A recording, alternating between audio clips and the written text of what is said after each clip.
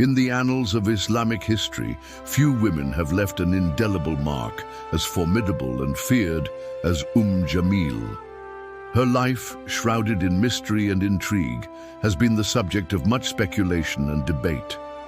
As we delve into the story of this enigmatic woman, prepare to be transported to a world of ancient Arabian politics, tribal rivalries, and the formative years of Islam.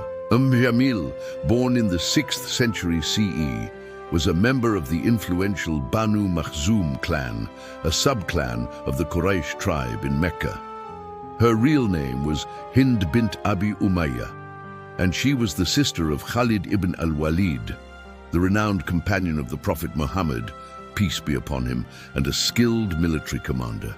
Jamil's family was deeply entrenched in the pre-Islamic Arabian society, with her father, Abu Umayyah, being a respected leader among the Quraysh.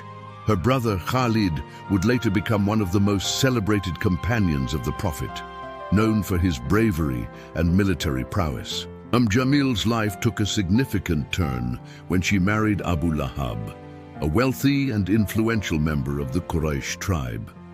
Abu Lahab, whose real name was Abd al-Uzza ibn Abd al-Muttalib, was a paternal uncle of the Prophet Muhammad. Despite their familial connection, Abu Lahab would become one of the most ardent opponents of the Prophet and his message. Through her marriage to Abu Lahab, Jamil became embroiled in the complex web of alliances and rivalries that defined pre-Islamic Arabian society. Her husband's wealth and influence granted her a position of privilege and power, which she would later wield to further her own interests. As the Prophet Muhammad began to preach the message of Islam, Jamil and her husband Abu Lahab became increasingly hostile towards him.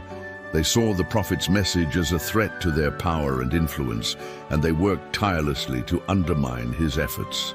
Jamil in particular was notorious for her venomous tongue and her ability to incite others against the Prophet. She would often mock and ridicule the Prophet, attempting to discredit him in the eyes of their fellow Quraysh. In 624 CE, the Prophet Muhammad and his followers, now based in Medina, clashed with the Quraysh in the Battle of Badr. This pivotal battle marked a turning point in the history of Islam, as the Muslims emerged victorious despite being vastly outnumbered. Jamil's husband, Abu Lahab, was among the Quraysh leaders who fought against the Muslims at Badr. He was killed in the battle, leaving Jamil a widow. Following the Muslim victory at Badr, Jamil's fortunes began to decline. Her son, Utbah ibn Abi Lahab, was among those taken captive by the Muslims. Jamil was forced to pay a ransom to secure her son's release. As the Muslims continued to gain strength and influence, Jamil found herself increasingly isolated and marginalized. She eventually fled to Syria, where she lived out the remainder of her life in exile. Jamil's legacy is complex and multifaceted. While she is often remembered for her opposition to the Prophet Muhammad and her role in inciting others against him, she remains a fascinating and enigmatic figure in Islamic history.